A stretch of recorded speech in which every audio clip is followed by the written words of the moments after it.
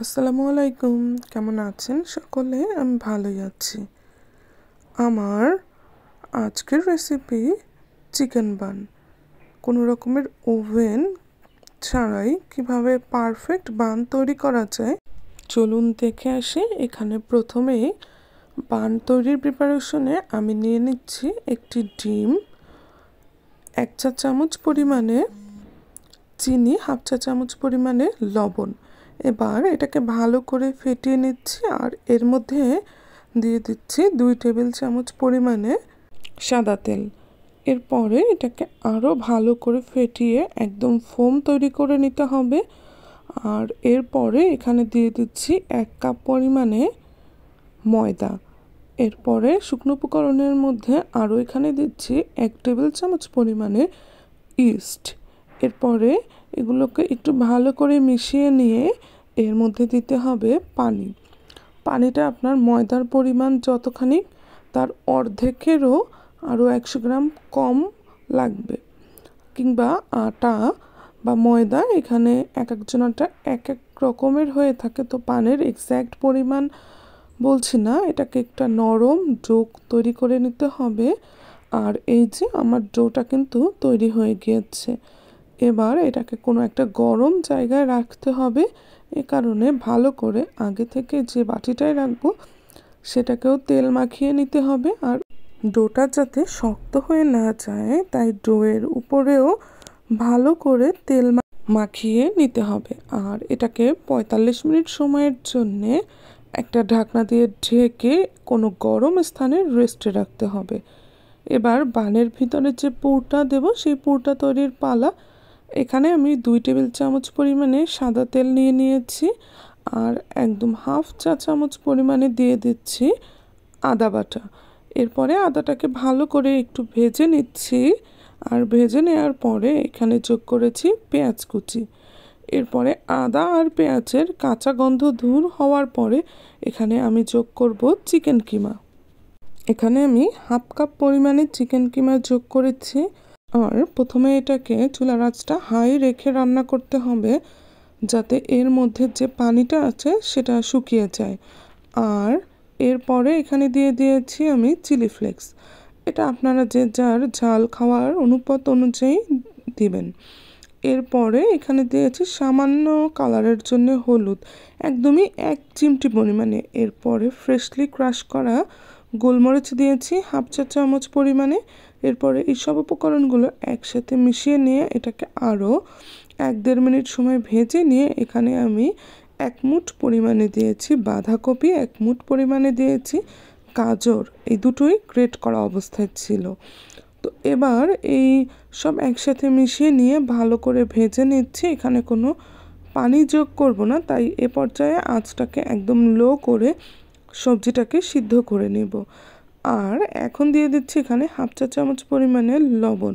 পরে যেহেতু কিছুটা চিজ যোগ করব তাই এই লবণের অনুপাতটা এখানে একটু কমই দিয়েছি।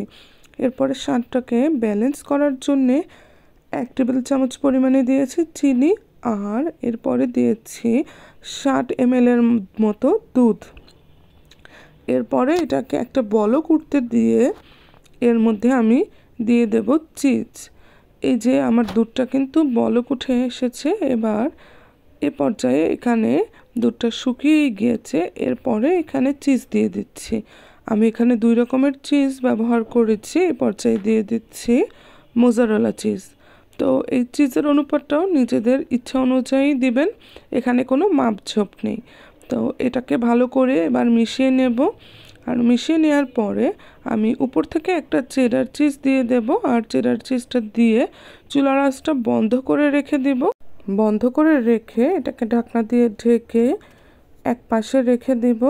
এই যে 5 মিনিট পরে আমার চিজটা কিন্তু মেল্ট হয়ে গিয়েছে। এবার এটাকে মিশিয়ে নিচ্ছি আর এটাকে আমি ঠান্ডাও করে নিয়েছি।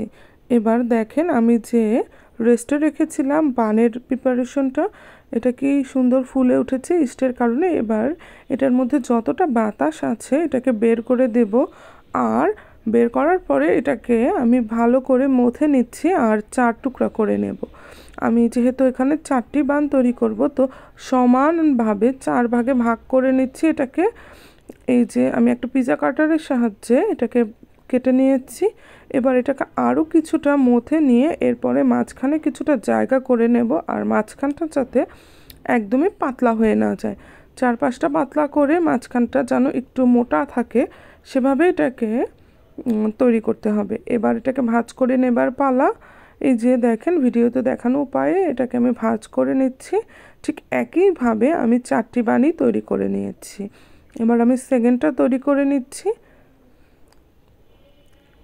এই যে দেখেন এবারও এখানে আমি পুরটা দিয়ে দিচ্ছি। পুরটা দেওয়ার পরে আমরা যেভাবে মোমো ভাজ করি ঠিক সেভাবেই কিছুটা এটাকে ভাজ করে নিচ্ছি।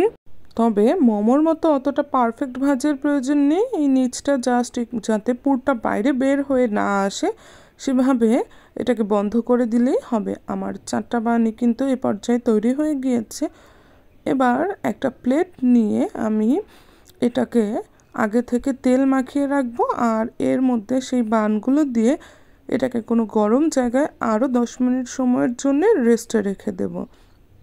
এই যে উপরে তার আগে কিছুটা ডিম আর তিল দিয়ে দেব। এটা হচ্ছে কালার আসার জন্য ডিমটা দিচ্ছি, আর উপরে তিল দিলে দেখতে একটু সুন্দর লাগে। তবে আপনার কাছে না থাকলে এটা দেওয়ার প্রয়োজন নেই, এটা স্বাদের কোনো তারতম্য করবে না। তো এবার আগে থেকে প্রিহিট করা একটা প্যানের মধ্যে আমি স্ট্যান্ড বসিয়ে সেই বানের প্রিপারেশনটা দিয়ে দিচ্ছি, আর 25 মিনিট ধরে একদম লো হিটে এটাকে হিট করেছি। পরে এভাবে সুন্দর কালার চলে এসেছে। এই তো তৈরি হয়ে গেল পারফেক্ট চিকেন বান। আল্লাহ হাফেজ, টাটা।